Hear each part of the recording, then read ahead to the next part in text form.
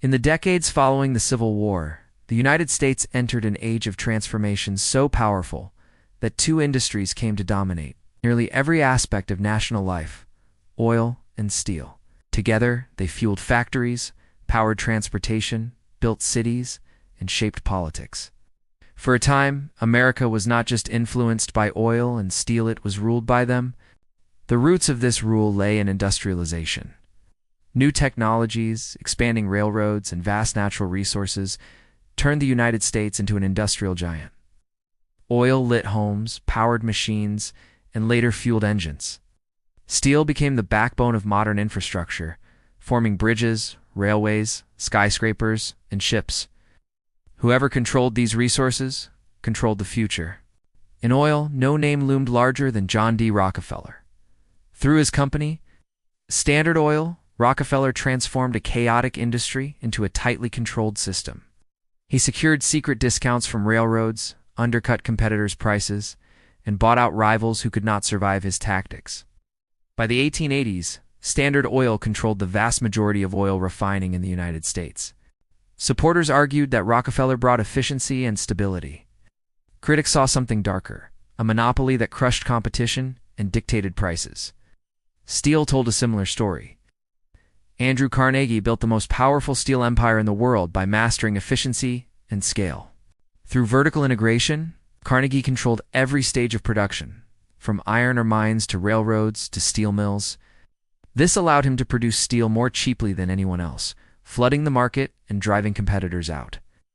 Carnegie's steel built the nation's railroads and cities, reshaping the American landscape.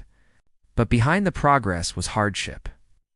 Steel mills were dangerous places, where workers labored long hours under brutal conditions. Accidents were common, and job security was minimal. When workers organized for better pay and safer workplaces, they faced violent resistance. The Homestead Strike of 1892 revealed how far industrial leaders would go to protect profits. Even if it meant bloodshed, oil and steel did not rule alone. They were backed by powerful financiers and political allies. Bankers like J.P. Morgan provided capital and stability, reorganizing industries and rescuing companies during economic crises. Morgan's influence was so great that during financial panics, his decisions could collapse entire markets. Private wealth often succeeded where public authority failed. As oil and steel fortunes grew, wealth concentrated at the top. Small number of industrialists accumulated riches beyond imagination, while millions of workers struggled to survive. Cities filled with crowded tenements, child labor became common. For many Americans, the promise of opportunity seemed reserved for those already in power. Political influence followed economic dominance.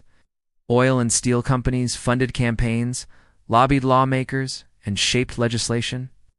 Regulators often came from the industries they were meant to oversee, weakening enforcement. Government frequently acted in favor of business interests, especially when strikes or protests threatened production. Public anger grew as inequality became impossible to ignore. Farmers protested high railroad rates tied to steel infrastructure. Workers formed unions. Journalists, known as muckrakers, exposed corporate corruption and monopoly power. Ida Tarbell's investigation of Standard Oil revealed the ruthless tactics behind Rockefeller's success, turning public opinion against unchecked corporate control. Reform slowly followed.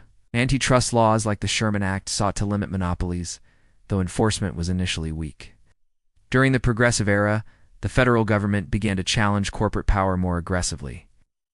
President Theodore Roosevelt earned a reputation as a trust buster, breaking up some monopolies and asserting that no industry was above the law. Yet oil and steel never truly lost their influence. Even when monopolies were broken apart, their power adapted. Large corporations remained central to the economy, shaping labor, culture, and consumption. Steel continued to build the nation. Oil continued to fuel it. Their dominance became normalized rather than eliminated. Some industrialists turned to philanthropy. Carnegie funded libraries and universities. Rockefeller supported education and medical research. To some, these acts softened their legacy. To others, they were attempts to justify wealth built on exploitation. The era when America was ruled by oil and steel reveals a critical lesson about power. Industrial progress brought prosperity and strength, but without limits, It also produced inequality and injustice. The struggle to balance innovation with fairness did not end in the early 20th century, it continues today. Understanding this period helps explain modern debates over corporate power, energy, labor, rights, and inequality. Oil and steel once ruled America openly.